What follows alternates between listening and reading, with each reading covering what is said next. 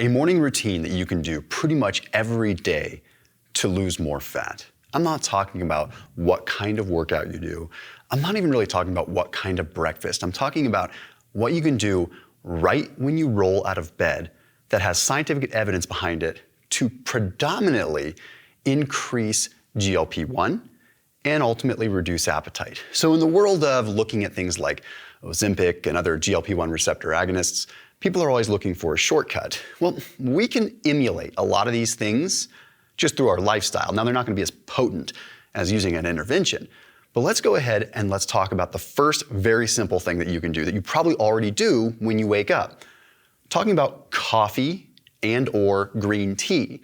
But what's interesting is that it shows now in literature that combining, utilizing coffee and green tea, not in one pot, that would be kind of weird, but the combination of the two, the polyphenols in green tea, the catechins, and the chlorogenic acid in coffee, even if it's decaf, have synergistic effects on appetite suppression, which we all know is probably the biggest and best way to ultimately lose fat. So this study was published in Nutrients, and they looked at green tea, they looked at coffee, but they also looked at the sort of the co-ingestion. And they found that, again, the catechins in green tea, along with the chlorogenic acid in coffee, when consumed in a course of about 3 weeks, ended up having significant or triggering significant increases in what's called GLP-1. Now again, GLP-1 is secreted in the gut. It's a gut incretin. It's secreted by the gut and it breaks down pretty quick, but it has a massive effect on our appetite. But what we have also seen with coffee and green tea is that there's a postprandial decrease in insulin, which controls a lot of your appetite as well. So it's kind of interesting, but I'm gonna add a little bit more to this. When you get up in the morning and you have coffee, it's probably best to have your coffee or have your tea and then go do some kind of slow, steady state cardio. I know I wasn't gonna talk a whole lot about workouts. I wanted to talk about just lifestyle. And by the way, if you haven't already, please subscribe and drop a comment down below for the algorithm. I guess I have to get up with the times and that's what YouTube wants. So just, even if it's just a word, just drop a comment for the algo. It does help a ton, believe it or not.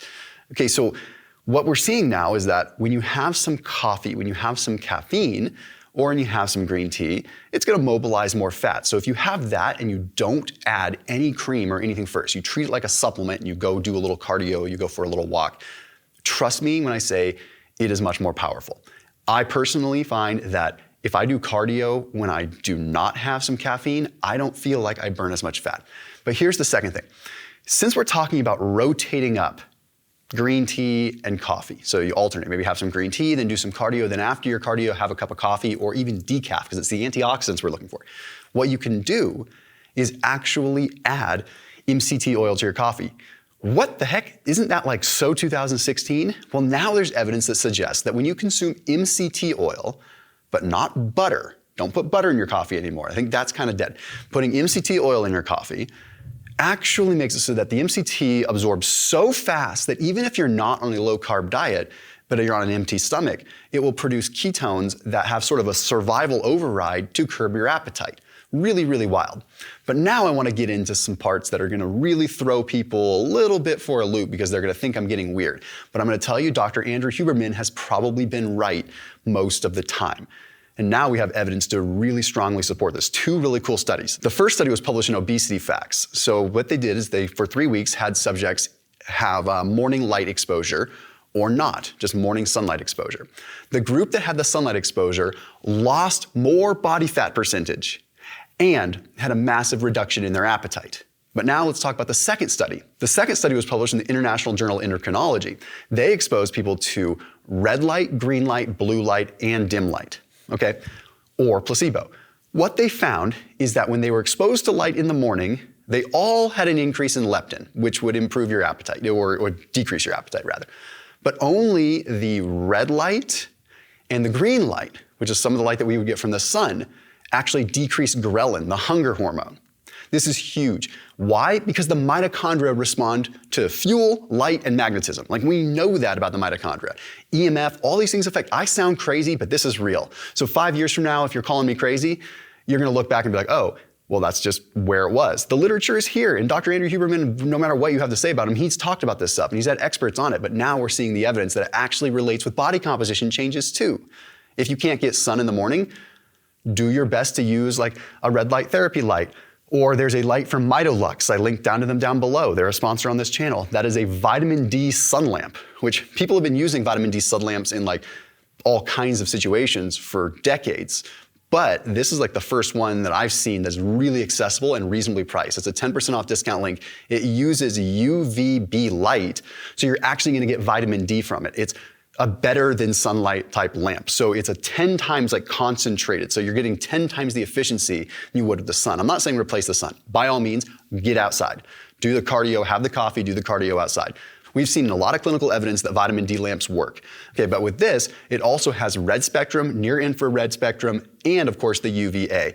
Now they have it in a couple sizes now. They have a smaller size, they also have a big max version as well. So really cool stuff. So that link down below is for 10% off. What I would do is put that sucker on like a treadmill. If you can't get out in the morning and it's cold or something like that, highly, highly, highly effective. And it's a way to get that morning light that we're seeing in the evidence has an impact on your appetite later in the day. The next thing that I would do is after your workout, you want to do two things. We have seen now in the study published in Advances in Nutrition that whey protein specifically has a very short-term effect on appetite suppression because it absorbs so fast.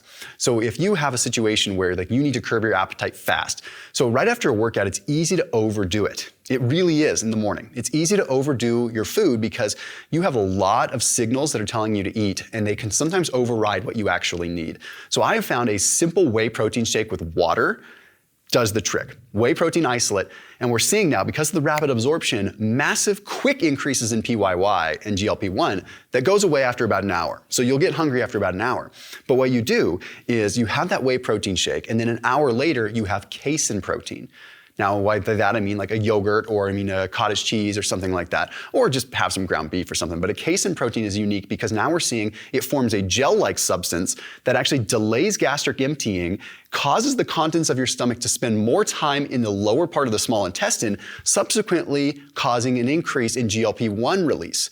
So you're getting that Ozempic GLP-1 effect that's really, really powerful. Now, what I would typically do is if I'm trying to control my appetite for the rest of the day, is along with that higher protein, higher milk casein type meal, I add 1 to 2 tablespoons of psyllium. I don't always do this.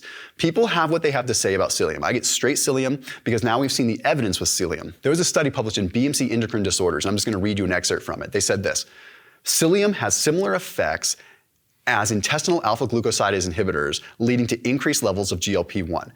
Okay, so essentially what's happening is you're delaying the contents from being emptied once again, particularly carbohydrates, and it's making it so you're having a subsequent release in GLP-1.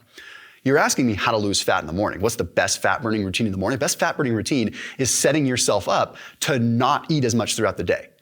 And we have to understand the neuropsychology, we have to understand the gut incretins, we have to understand how all this plays in, including the light, including the coffee, the polyphenols, the fiber, and the protein. Now, another one that I've talked about before, if you want to add some spice into food, or get this is gonna sound crazy, but spice into green tea, you could have a potent effect. There was a study published in Clinical Nutrition that actually combined green tea with capsaicin, green tea extract, so green tea with some chili pepper in it.